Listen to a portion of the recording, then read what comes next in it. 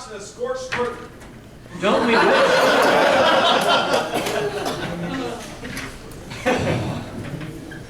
I hope you liked the beginning of the show. That was my bit. Ladies and gentlemen, it is my proud pleasure to introduce to you the first head of the three-headed monster. Ladies and gentlemen, the wonderfully funny comedian and doesn't slur as much as I do. Ladies and gentlemen, Xander the Blow!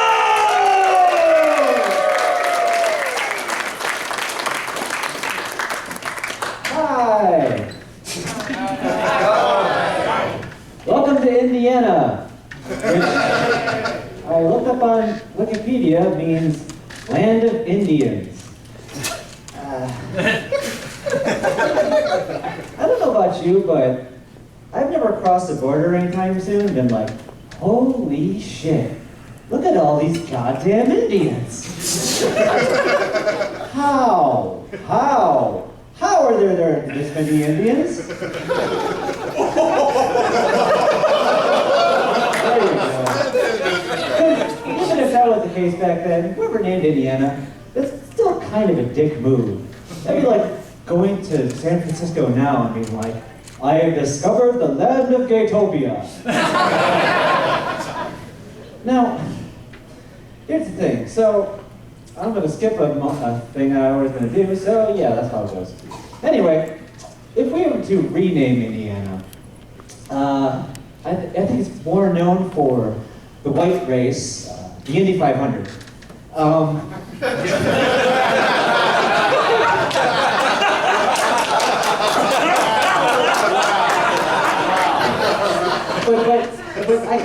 But going back to what I was saying earlier, I can't imagine what that conversation was like. Hey, Bob, look at all the Indians. What should we call it? Indian,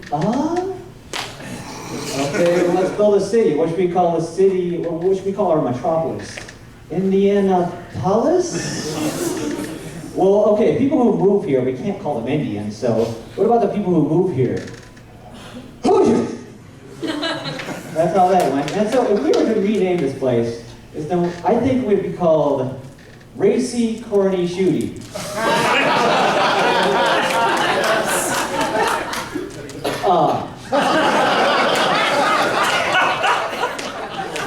Now, I don't know about you, I want to stab whoever is naming all the new fruits and vegetables, because when I go to a supermarket, if there's something I can't pronounce, I just assume it's a superfood.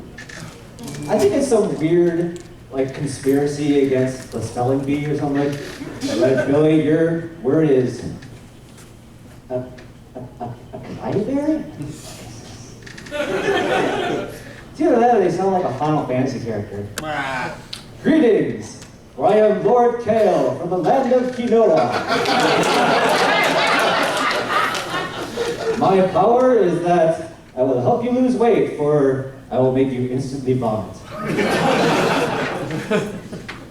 So, lots have happened, and we'll go back to my notes because I have the memory of a goldfish. So yes, the lovely, holy Sunday afternoon. Who wants to hear a story about my butt?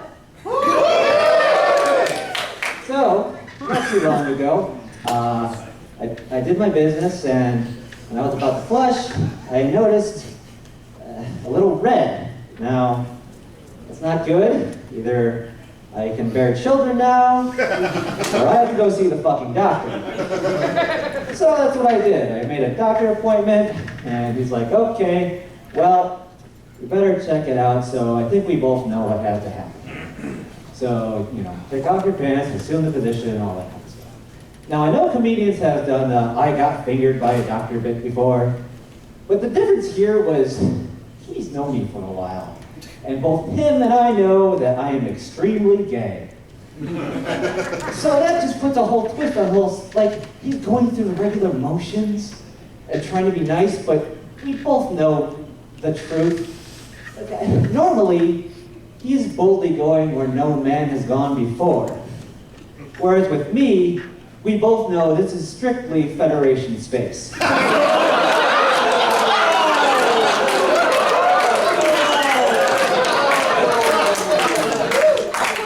Happens long. Same shit, different day. So he's like, okay, you might feel a little discomfort. And as he goes in, I just want to look at me and be like, bitch, please. But no, like, I actually wanted to be nice and like go along with it. Maybe feel good about this issue, like, oh God, it's so big. You drew the biggest turkeys in class.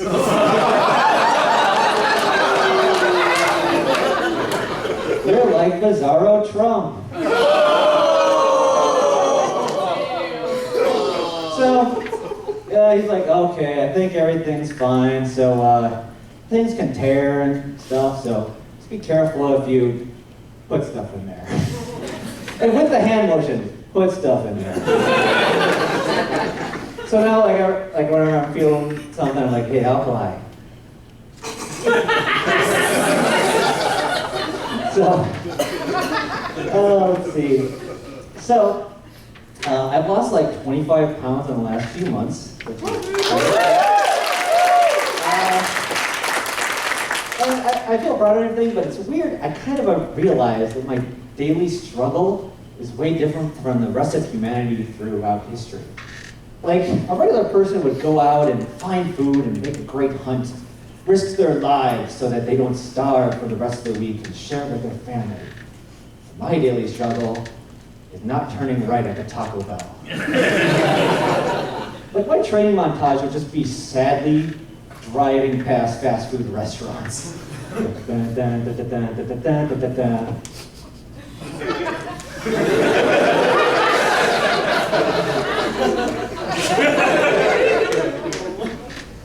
Like, so, it's just weird because, like, I feel like if I don't concentrate enough, I'm just gonna black out and have a mouthful of chippies.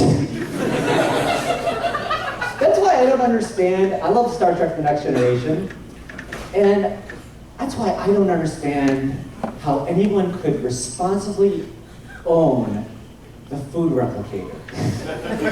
Like, the average weight of the crew should be 500 pounds. You have that in your quarters. Like, there should be a very special episode of Star Trek The Next Generation. Riker versus the sadness pizza. Like, my God, Will, you gained 50 pounds. What the hell is going on? I'm stressed and I'm hungry, shut up. They go back to his quarters. It's just empty sundaes and Taco Bell wrappers. That's what I would do. So, what I'm saying is, like, I love tortilla chips, I love chippies. I feel like it's my destiny to have an ironic death in the factory of Tostitos. Or something like that. And it actually made me think of, like, Willy Wonka, because Willy Wonka is a screwed up movie, everybody knows that. But it ends, how do you think what happens next? They live happily ever after. That's fucking bullshit. Let me tell you why.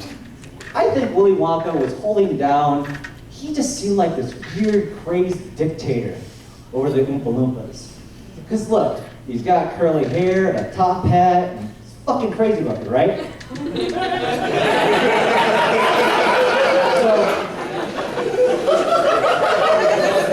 So my theory is, right when, like, he gives over the factory to Charlie, like, he splits, you know, he's got his cash, and there's an uprising, and they just go Gaddafi on his ass. It's like, oompa loompa doopa dee doo, we will now stab where you will go, boop. I mean, it's horrible, but still, it would just turn into a rich, chocolatey Bioshock.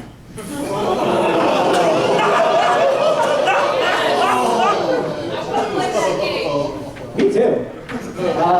Yeah, I also joined a gym, so, and it's good and everything, but it's a little weird. You run into a lot of douchebags. Like, there's a super ripped guy who had a shirt that said, "6-pack coming soon." And it's obviously already ripped, so it's like when you go like, "Here's a world premiere, oh!" Like, whatever. So, I just thought that same shirt would be amazing on a big fat guy. Like, dude, we gotta hang out. This is hilarious. Let's go grab some beers. Like, 6-pack coming soon? Fuck yeah. All right, and then the other thing that doesn't fit to me is the music, it's all dance music. And the majority of people are lifting very heavy objects, very slowly. So it's like, Justin Timberlake's like, dance, dance, dance. Fuck! I was like, dance, dance, dance. Fuck, fuck, fuck, fuck yourself, JT. Gyrating bearded man-child, that's all I could think.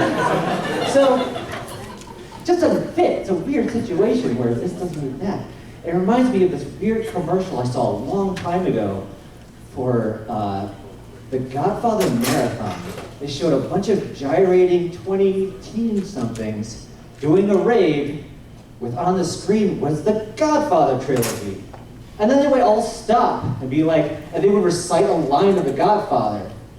Like, do people do this? Do they go out and like, hey, let's drop some E, watch the Mafia. Yeah. No, that doesn't fucking happen. So, what I like about, okay, here, if there was a dance video they could do for the Godfather, they could show like the clip of Sonny getting shot by machine gun bullets like on a loop. Something like that would be fun. What I like, see, it's confusing and weird, but what I like about Japanese commercials, they just confuse you and slam their logo in your face. Like, that's the whole thing. It's only 15 seconds most of the time. Like, if I were to make a Japanese commercial, it would open up in a vast post-apocalyptic wasteland. And then there's a unicorn playing poker with a devil. And then the unicorn stands up, throws the cards, and looks at the camera and says, "Checkmate, faggots!" Cup of noodle. Doesn't make any sense, doesn't have to. You remember that shit. So, I've noticed that, like, we live in a pretty safe world, and I find myself, you ever find yourself just doing shit that has no upside, but is like it's dangerous just to feel alive? Like, why did I do that? That was not necessary. And that's why I think a bunch of internet kids are going to be voting for Trump. It's the same thing. It's like, it's like the same reason rich kids bungee jump. They're like, yeah! And I'm like, the rope is made of bullshit! But I mean, to be fair, I sometimes do the same things too. Like, I'll do this thing where I should have pulled into the gas station a long time ago, and goddamn, it's really close to empty. But man, it feels good. Just pull in there, and it's like you barely have enough gas. Like, the ultimate to me, if I pulled into a gas station, and I'm out of gas, I roll in to the gas station by the pump, like the inside would just be covered with white, right there. Boom. Oh my God. You ever see Demolition Man with the safety foam? That's exactly what that is. So I can kind of relate to that. So, don't take this next part too seriously. Because I always thought, like, if I was like really terminal, which is a weird term, if I was like, if I knew I was about to die, and if I had my choice, what I would want to do is I want to go to the used car lot in a Memorial Day sale. And I would go up to the best deal along the lot and find it and be like, and find a salesman and be like, find the camera and be like, hey, how much for this car? He's like, oh my God, it's 50% off. And that is when I trigger the bomb in my head.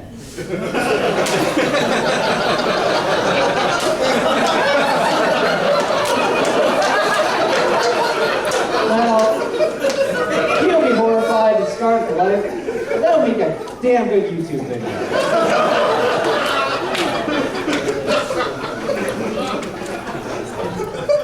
So, anyway, I'm just gonna wrap up here since, you know, we're behind and we had a fire alarm and all that crap.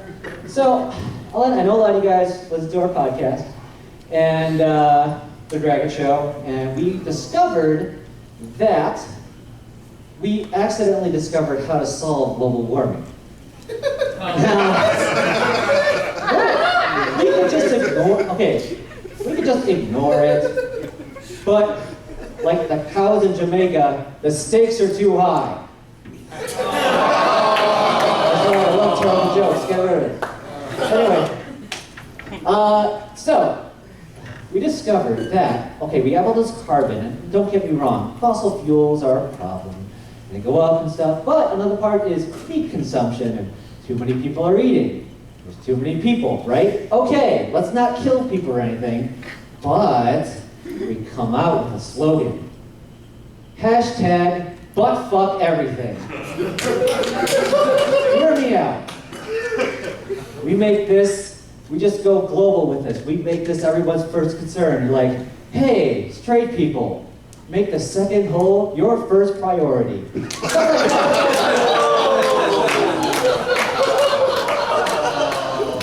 Like, it's a movement, a thrusting movement. Everyone can get behind that. The logo will just, show just to show how important this is. A polar bear on a melting sheet of ice. And there's another polar bear behind him in leather gear, fucking him and drinking a Coca-Cola. Everyone loves it. Hashtag buttfuck everything.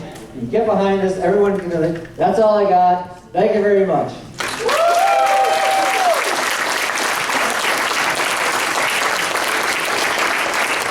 Ladies and gentlemen, Xander the Blue.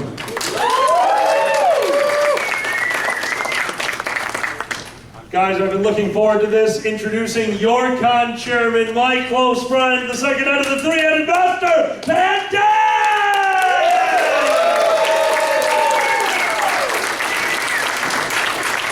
Oh my God.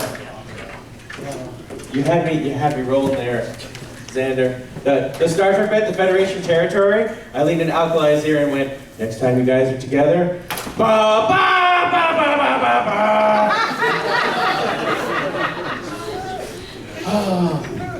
Oh my goodness. Well, it's awesome to be up here doing Three-Headed Monster once again. We took a break last year, but being up here again at IFC, I'm so happy about that. Back here at the Marriott. Love being back here at the Marriott. 2 Pokestops right here. You guys been playing the Pokemon?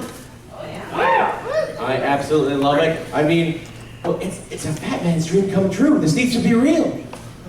Seriously. Let me see if I get this straight. You give me a ball.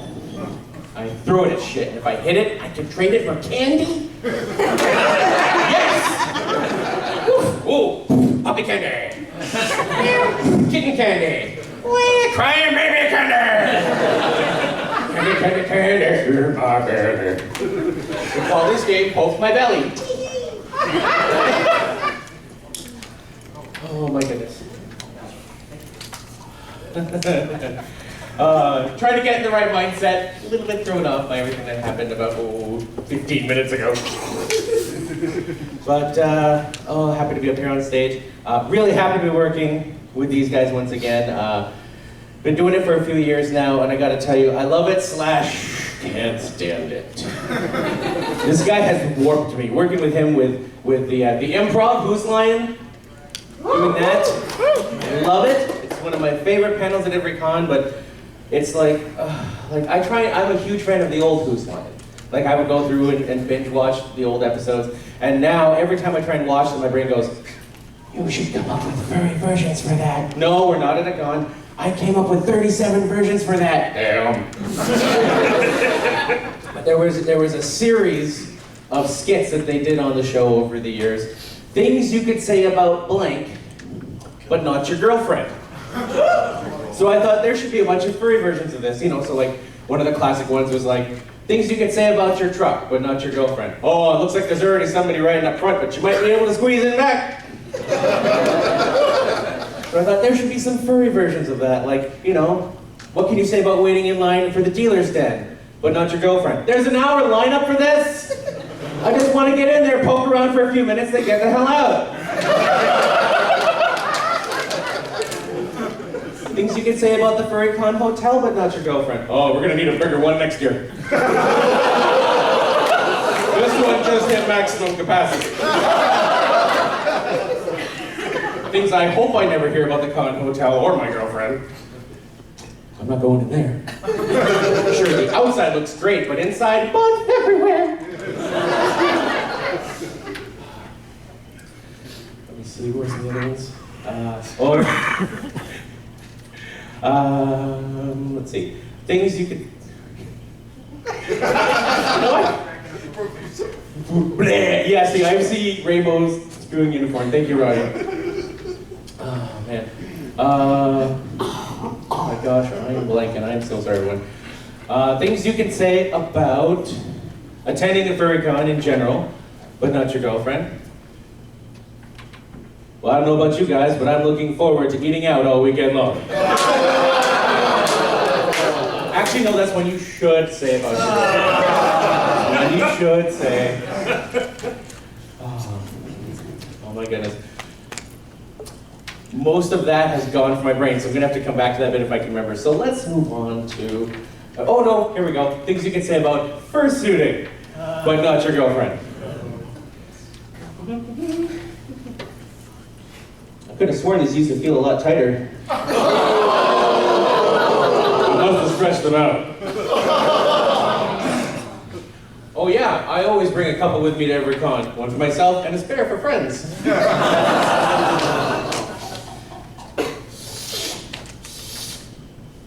Ew, it's all wet and sticky. That's my own fault though. I should have known not to get in this thing right after someone else just got out.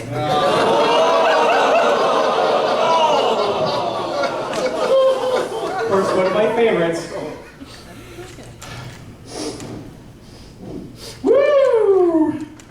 Oh man, I almost forgot. Sometimes when you spend hours buried nose deep on the inside, you can forget how bad the outside can smell. And now that I have talked about all that wonderful innuendoous material, there's really only one possible line of direction I could take my material from here. Let's talk about my mom. Oh, Mom Des. Mom Des is adorable. Mom Des, if I can give you an image of Mom Des, imagine, if you will, the Queen of England. Hello, pleasure. Mixed equally with Mrs. Doubtfire. She is a little British old lady. She's moved to North America 40 years ago. Still sounds like she just got off the boat, right from London. She was an English teacher and she taught English in English. It was like Englishception. But she's adorable. The very first time one of my furry friends got to meet my mom, when I was moving from Canada down here into the Michigan area, my buddy Scott, he's from the South, and he's like, oh, pleasure to meet you, ma'am. And she's like, oh, well, Scott, darling, would you like a beverage? He's like, oh, well, you know what, ma'am, I would absolutely love it if you had some sweet tea. And my mom, she's like, oh, go sit in the room, I'll bring it right out. So we're sitting and having a chat in the living room. And all of a sudden, here comes my mom with a tray. Sets it down, a nice china teapot filled with piping hot tea and a giant bowl of sugar cubes. There you go, dear, you can make your tea as sweet as you like it. Not precisely wrong, Mom. But not quite right either. But she's never quite gotten some of the, Americanisms or Canadianisms. She's still very, very British. I can remember all the way back to when I was 13. And I was in my bedroom just reading for bed. And Mom knocks on the door. Oh, darling, I was wondering, your father and I are doing something in the living room. Wondering if we could borrow one of your rubbers. Okay, first, what? Second, ew. And third, ew. No, I am 13. I don't own. What are you talking about? She's like, oh yes, we're just doing a little something. I need one of those. I'm like, I don't have any rubbers, Mom. She's like, well yes, I saw you in the kitchen using one earlier. It had a little cartoon character on it. What? They don't make those with cartoons on them. Seriously, what, like the Scooby-Doo condom? I'm gonna yabba dabba. The Flintstone condom? I'm gonna yabba dabba do you. Hopefully you get the Fred and not the Barney.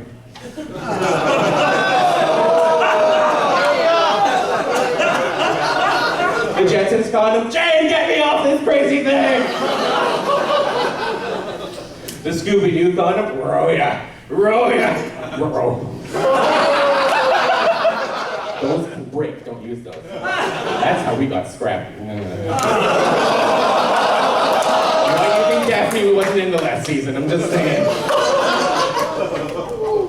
But then I realized what she was saying. I'm like, I was in the kitchen doing my math homework earlier, and I had my Voltron eraser with the little cartridge Voltron on it, because I was old.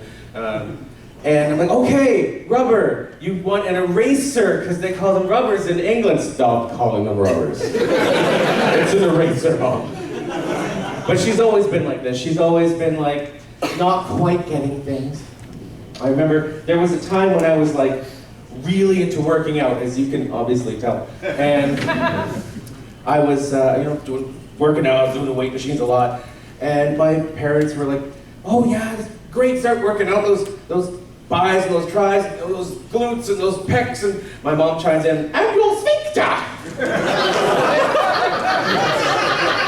Did I mention you were out for dinner at a fancy restaurant when this happened? But that background hum of like the plates and the casual conversation, all of that's just too old. Everyone's looking over. Why did that British lady ask you sphincter? Is that like a weird British dish, like spotted dick? Waiter, more sphincter, please. God, I hope not. And we look at Mom like, oh, what are you talking about? She's like, well, it's the muscle. I saw it on one of my medical shows. Technically it is, but it's not when my trainer's gonna help me work out. At least I don't think his wife's gonna let him. I don't know if I would want to work that, but it's like, all right, step on over here. See this machine? This is the Ass Buster 9000. First of all, very important, there are 2 bottles down here. The first one is filled with spray alcohol. You use that one after. This one is spray lube. You use that one before. Do not mix up the bottles. Someone used the alcohol first one time, and then all I heard was, ah! And that was coming directly from his butthole. I did not know there were ass larynx until that occurred. But here's what you do, okay? Here we go. The lube, and you just squeeze down, and ease down on it, ease down here, squeeze! Oh, yeah, 9,000-pound butt press. Can you do that? I cannot, nor do I want to. But she's always been fun. Oh my goodness.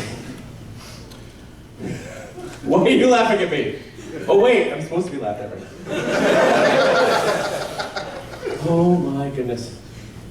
I may have to call you up early because I'm a little flustered from the fire alarm incident. I do apologize, everyone. All of my material went up in smoke. Sorry. Too soon.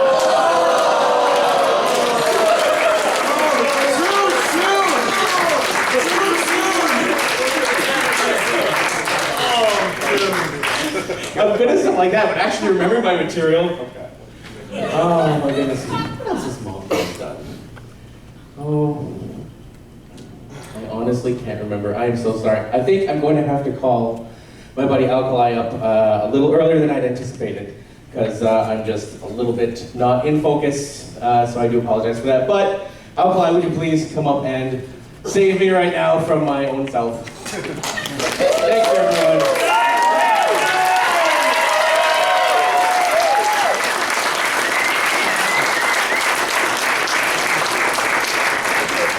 Guys, that is a true con chairman right there. He just thought his hotel was burning down, looked over at his financial director as all of you looked towards the door, and I just bowed to him. Not covered at all. I'm gonna go now. Drink a lot.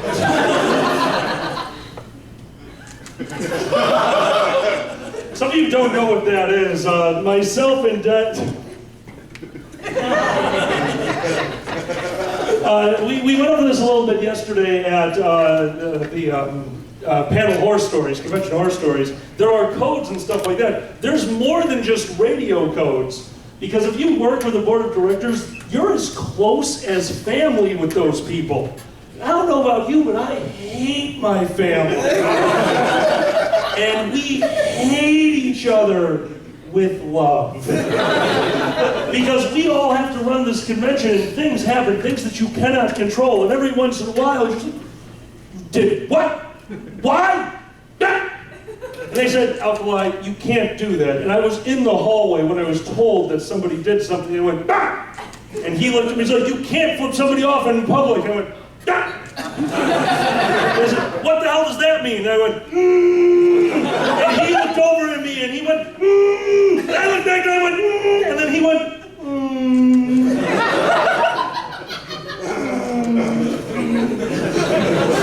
And that is now a code. No one knows what it means, including us. But every once in a while, you just need a little and then some And yesterday, this gentleman who's been having an incredible convention, been running it with such fervor and other words that don't mean what I think they mean, this gentleman finally sat down in operations with me. And as he sat down, I don't know where it came from, but he came out with a six-pack of Angry Orchard. It was just out. Well, and they were open.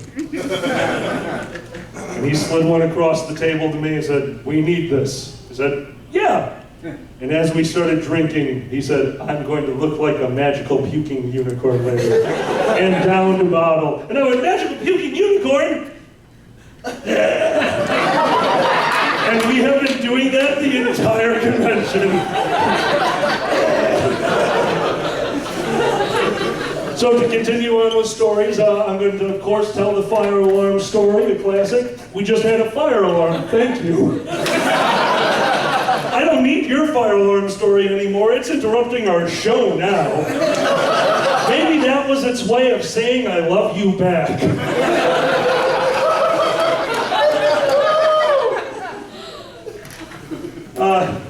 I live with this dragon over here. This dragon is one of the most beautiful, wonderful, magical dragons. He is truly a magical dragon. Not in the way you think, not like the Disney characters that are all cute and sing songs. He's more like, you did what to where and how much does it cost to replace? Magic! He turned our bedroom into an ice skating rink recently because we use silicone-based lube, and I think he must have put a stick of dynamite in there to see what would happen. All I know is I came home and I thought I was wearing wheelies and just in my room. Could you give me a push in the other direction? I gotta go back to work. I almost fell. And by almost fell, I mean I got down to one knee and he yelled, it worked! And if it was confined to the bedroom, that'd be one thing, because I don't know what he does when I'm not home, but whatever it is, it leaves trails. And it's not just dirty stuff either. You can actually, it's like family circuits coming home when he's been home alone. Just chippy, chippy, chippy, chippy cat. Chippy, chippy, chippy, chippy lube bottle. Chippy, chippy, chippy cell phone with a dirty picture still on it.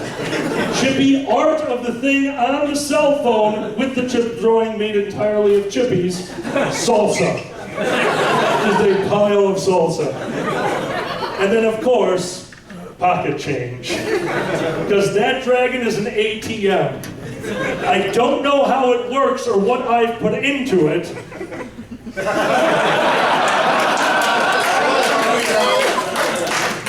But just remember, I'm apparently a Jew and go from there.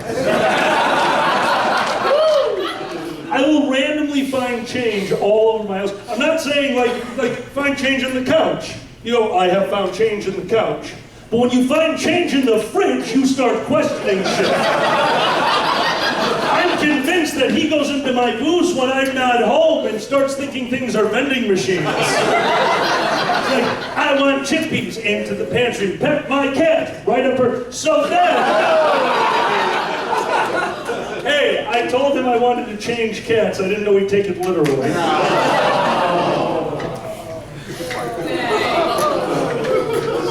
I'm sorry. I'm so sorry. So I did promise a few of you yesterday that I would tell the story while I was up here. How to begin. So once I assaulted a police officer. I'm very proud of this. He deserved it. But you see, one of my best friends is a police officer, and my other best friend is a lunatic. And it was the lunatic's bachelor party.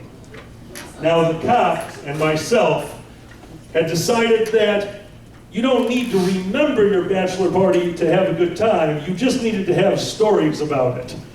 And then they remembered I was a stand-up comedian and realized that was a terrible fucking idea. Because this cop, this officer of the law, started pouring himself water shots while buying everybody else rounds. No. Rule 5 is you never drink alone, and that counts. And my friend realized what was going on, and he walked up to the guy and goes, "Dude, have you been drinking water shots?" and slapped him across the face. And my friend, the instigator, Steve, went, "Dude, that's assaulting a police officer." And John said, "That's not assaulting a police officer. This is assaulting a police officer." And wound up and slapped poor Mike so hard that he spun around like a tornado. He shot 5 people. As he went to the ground, he looked up and goes, "Dude, I can arrest you." And John, looking down at him, "Friend, no you can't. Your backup's not here." I actually have a lot of fun with that group of friends. It's very enjoyable what we do. We sometimes go on trips together because I don't get a lot of free time. So when I find out I have free time months in advance, I'm like, "Oh my God, we have to do something." And they never come to me. It's like, "Let's play Xbox." Like, "Yeah, that'd be fun. I'd love to hang out." They're always like, "Oh my God, let's go to a road trip. Let's go north until we get wet." Is that innuendo? Fuck you. All right, let's go. And on one of these road trips, Xander was there with us. We went to Wisconsin to a place called Christmas Village. Don't get ahead of me if you've heard it before. On this night, we started drinking. Now, our nights last quite some time. We enjoy staying up until the sun comes up, looking at it and going, "Ow." Because at the age we were at, you really do feel like you've won. Like, that's the light of the finish line. You've beat the night. But if you look at us now, Kage's age, my own, if you look at that thing, that's just the light coming to collect you for your afterlife. Because you feel like you're dead. And you wonder why we can invent things that can do heart surgery from inside of you, but we can't put a dimmer switch on the fucking sun. On this night, we started drinking. It was nice and light. A few light cocktails, beer, wine, cider. And a friend of mine sat down and looked across the table at John and goes, "What, are you drinking some kind of a pussy drink?" And put down his rum, maybe, and did a shot of it. And John looked at his bottle of cider and knocked it off the table and goes, "Bring it, bitch." I locked the door. Xander dialed 9 and 1 on the phone, so was ready for the final digit. They went and got a bottle of what I can only describe as gasoline mixed with Everclear. It was flammable, and we know that because of a story that I will never tell you because the insurance hasn't come through yet. John poured this gentleman 5 shots, and then got the ice bucket out of the fridge for himself and poured himself a glass.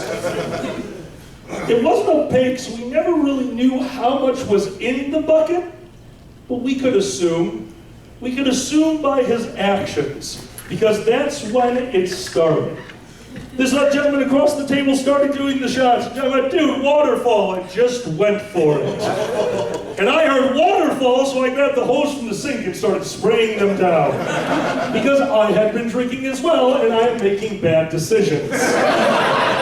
John, who was larger yet shorter than me, walked over to me while I was spraying him down, and with one hand, because the other hand was on his bucket, picked me up and threw me into some artwork on the wall.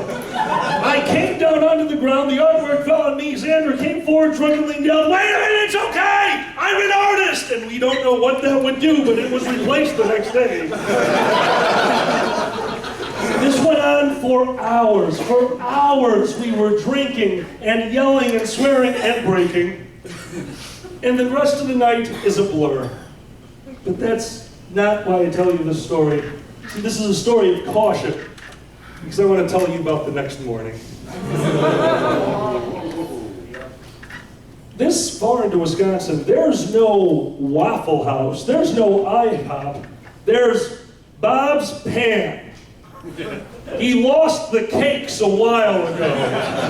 It's just Bob's Pan. Mom's dinner. That's it. That's where we're going. This place was about as big as this stage. There were 5 tables. You could see into the kitchen, and we all sat down. And that's when John, you remember John, loudly announced, "I must poop!" and ran into the washroom, and the rest of us are sitting there with our menus like, "Oh, we're not going to deal with this." And we hear from the bathroom, "Oh, fuck." And then the world exploded. The noise coming from that bathroom was so loud and so consistent that somebody thought the radio was going. I love that shitty song. You could hear the water from the bowl cleaning the rest of the toiletries. The front door opened for more people to walk in. We thought it was because of the air pressure change that it was created. And finally, one of my friends who wasn't feeling that good went, "Oh God, I can't do it." Runs over to the bathroom and starts pounding on the door like, "I gotta puke. Does it take a turn? I'm using both ends." They weren't happy that we were in their restaurant. Quite the opposite. But you know who was happy? And this always amused me because I looked around and there were people sitting there trying to enjoy a meal that we ruined. But I'm a comedian. I like to entertain. And there at the far table were 2 young children, possibly brother and sister. And they both had their cell phones out. With these big shit-eating grins. They had a good vacation. They didn't need the water park, they got the water show.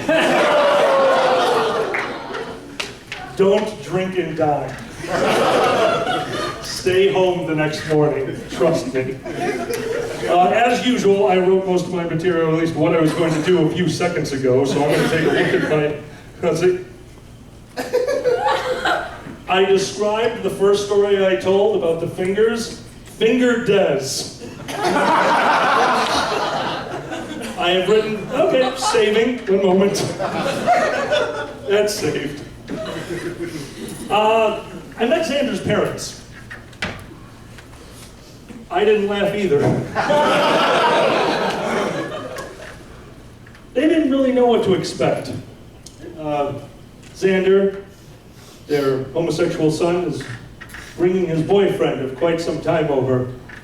They know what I do, which is, as he's described before, stand up here on stage and go rawr, rawr, rawr, rawr, rawr, rawr, rawr, rawr, rawr, rawr, rawr, Duke. That's what they think I do, which is fine with me. But his parents and him, they're all very into fitness. Like he just told you he lost 25 pounds in the last few months. I found it. All right here. Just hanging out. But I can sit anywhere, it's comfy, so fuck you. And if you ever met, and I'm sure tons of you have gone through this, if you have ever actually met your significant other's parents, you're terrified. I was terrified. And when you're terrified, you deal with it in the way you best cope with stress. I'm an improv comedian. So I spent the entire time eating dinner with this man. It was the first time trying my ass not to laugh. Because I wasn't thinking, what do I need to do next? All I could think is, oh my God, what could his dad be thinking right now? Shit, why did I say that?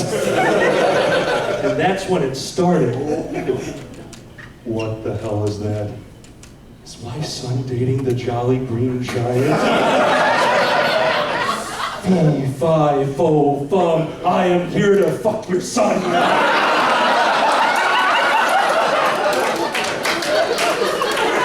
my God. Look at this guy. Did he order an hors d'oeuvre? Does he really need it? Fuck. Can't he just go home and lick a stamp or something? Maybe he should start smoking. Crack. What does Xander see in him? Can Xander see in him? Can he see through him? Can he see around him? That must be why he's dating. He can't see anyone else. Oh, God, he's starting to laugh. It's like a flabulanche.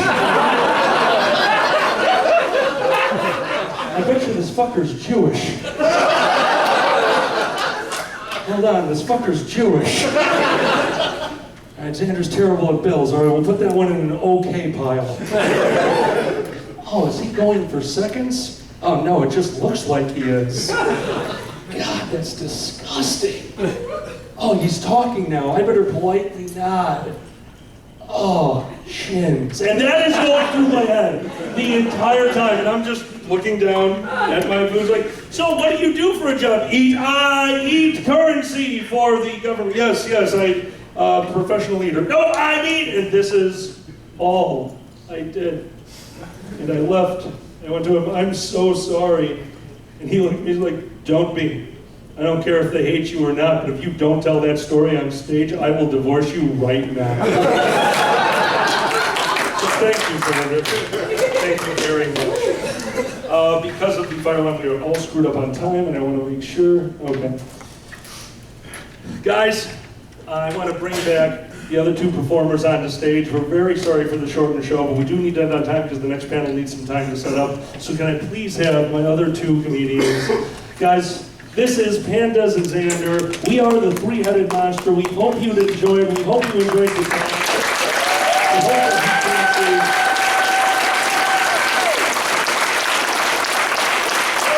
Thank you for coming out, and good night!